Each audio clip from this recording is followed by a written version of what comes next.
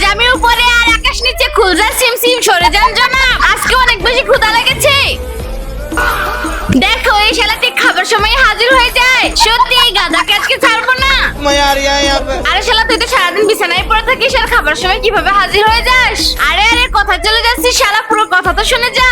মনে হয় পড়ালেখার কথা শুনে আমার ঠান্ডা লেগেছে আর টিস্যু ফুরিয়ে গেছে, আমাকে আনতে যেতে হবে। আরে শালা এখানে তো মাম্মি আছে, লুকিয়ে টিস্যু উঠাতে হবে। মাম্মি যদি আমাকে দেখে ফেলে তাহলে আমাকে উঠিয়ে দিবে। এবার আমাকে পাপার রুমে থেকেও কিছু জোগাড় করতে হবে। আমার তো এই হ্যাঙ্গারও চাই আর মাম্মির ফসার ফেস ওয়াশ আর কলগেটও নিয়ে নেই। আরে ভাই আর আজকে তো অনেক কিছু জোগাড় হয়ে গেছে।